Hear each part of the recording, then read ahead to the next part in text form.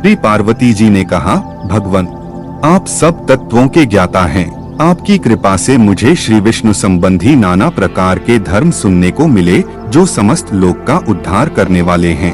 देवेश, अब मैं गीता का महात्म्य सुनना चाहती हूँ, जिसका श्रवण करने से श्रीहरि में भक्ति बढ़ती है। श्री महादेव जी बोले, जिनका श्री विग्रह अलसी के फूल की भांति श्याम वर्ण का है, पक्षीराज गरुड़ ही जिनके वाहन हैं, जो अपनी महिमा से कभी चुप नहीं होते तथा शेषनाग की शैया पर शयन करते हैं, उन भगवान महाविष्णु की हम उपासना करते हैं। एक समय की बात है, मुरदैत्य के नाशक भगवान विष्णु शेषनाग के रमणीय आसन पर सुखपूर्वक विराजमान थे। उस समय समस्त लोगों को आनंद देने वाली भगवती लक्ष्मी ने आदर पूर्वक प्रश्न किया। श्री लक्ष्मी जी ने पूछा, भगवान, आप संपूर्ण जगत का पालन करते हुए भी अपने ऐश्वर्य के प्रति उदासीन से होकर जो इस क्षीर सागर में नींद ले रहे हैं, इसका क्या कारण है? श्री भगवान बोले, सुमुखी, मैं नींद नहीं लेता हूँ, अपितु तत्व का अनुसरण करने वाली अंतर्दृष्टि के द्वारा अपने ही माहेश्वर तेज का साक्षात्कार कर रहा हूँ। देवी, यह वही तेज है जिसका योगी पुरुष कुशाग्र बुद्धि के द्वारा अपने अंतःकरण में दर्शन करते हैं तथा जिसे मीमांसक विद्वान वेदों का सार तत्व निश्चित करते हैं। वह माहेश्वर तेज एक अजर प्रकाश स्वरूप आत्मरूप रोग शोक से रहित अखंड आनंद का पुंज निष्पन्द निरीह तथा द्वैतरहित है। इस जगत का जीवन उसी के अधीन है, मैं उसी का अनुभव करता हूँ। देवेश्वरी, यही कारण है कि मैं तुम्हें नींद लेता सा प्रतीत हो रहा हूँ।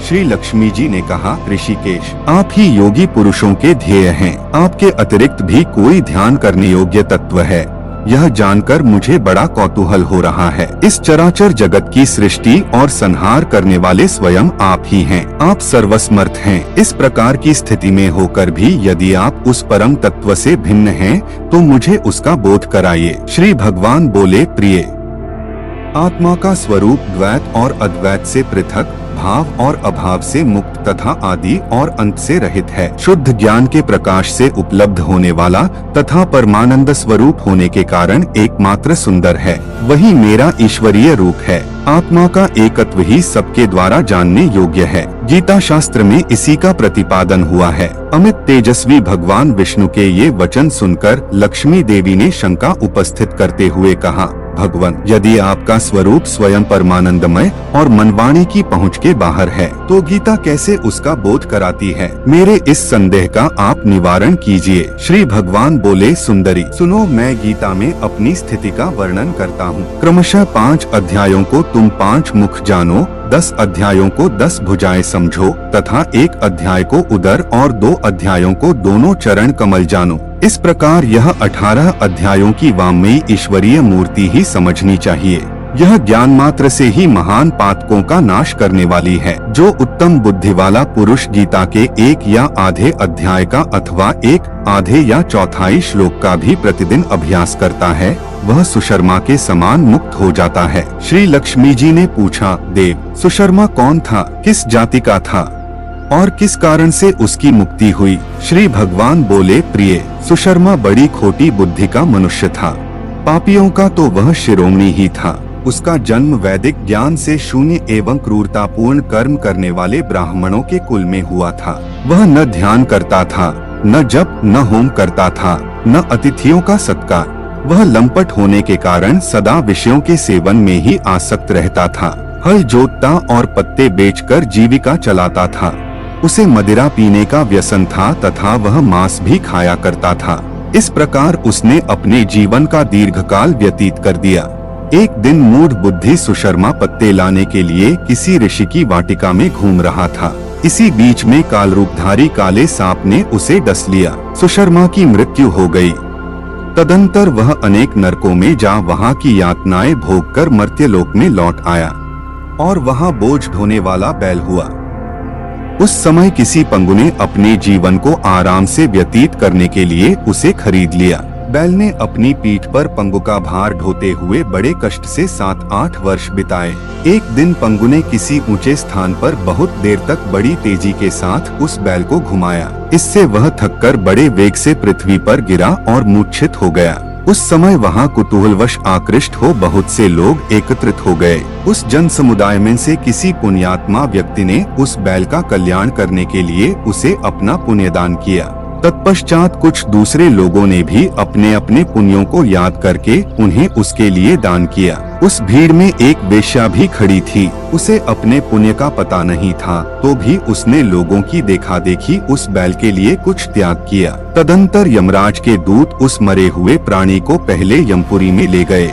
वहाँ यह विचार कर कि यह वेश्या के दिए हुए पुण्य से पुण्यवान हो गया है, उसे छोड़ दिया गया। फिर वह भूलोक में आकर उत्तम कुल और शील वाले ब्राह्मणों के घर में उत्पन्न हुआ।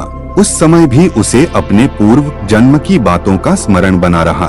बहुत दिनों के बाद अपने अज्ञान को दूर करने वाले कल्याण तत्व का जिज्ञासु होकर वह उस वेश्या के पास गया और उसके दान की बात बतलाते हुए उसने पूछा, तुमने कौन सा पुण्यदान किया था?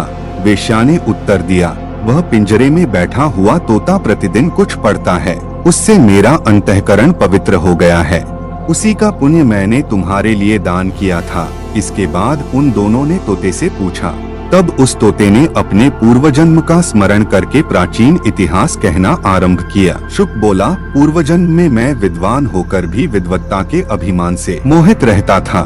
मेरा राग द्वेष इतना बढ़ गया था कि मैं गुणवान विद्वानों के प्रति भी ईर्ष्या भाव रखने लगा। फिर समयानुसार मेरी मृत्यु हो गई और मैं अनेकों घृणित लोकों में भटकता फिरा। उसके बाद इस लोक में आया। सद्गुरु की अत्यंत निंदा करने के कारण तोते के कुल में मेरा जन्म हुआ। पापी होने के कारण छोटी अवस्था में ही मेरा माता पिता से वियोग हो गया। एक दिन मैं ग्रीष्म ऋतु में तपे हुए मार्ग पर पड़ा था। वहाँ से कुछ श्रेष्ठ मुनि मुझे उठा लाए और महात्माओं के आश्रय में आश्रम के भीतर एक पिंजरे में उन्होंने मुझे डाल दिया। वहीं मुझे पढ़ाया गया। ऋषियों के बालक बड़े आदर के साथ गीता के प्रथम अध्याय की आवृत्ति करते थे। उन्हीं से सुनकर मैं भी बारंबार पाठ करने लगा। इसी बीच में एक चोरी करने वाले बहेलिये ने मुझे वहां से चुरा लिया। तत्पश्चात इस देवी ने मुझे खरीद लिया। यही मेरा वृतांत है, जिसे मैंने आप लोगों से बता दिया। पूर्व काल में मैंने इस प्रथम अध्याय का अभ्यास किया था, जिससे मैंने अपने पाप को दूर किया है। फिर उसी से इस वेश्या का भी अंतःकरण शुद्ध हुआ है और उसी के पुण्य से ये द्विजश्रेष्ठ सुशर्मा भी पाप मुक्त हुए हैं। इस प्रकार परस्पर वार्तालाप और गीता के प्रथम अध्याय के महात्म्य की प्रशंसा करके वे तीनों निरंतर अपने अपने घर पर गीता का अभ्यास करने लगे। फिर ज्ञान प्राप्त करके वे मुक्त हो गए। इसलिए जो गीता के प्रथम अध्याय को पढ़ता, सुनता तथा अभ्यास करता है, उसे इस भवसागर को पार करने में कोई कठिनाई नहीं होती।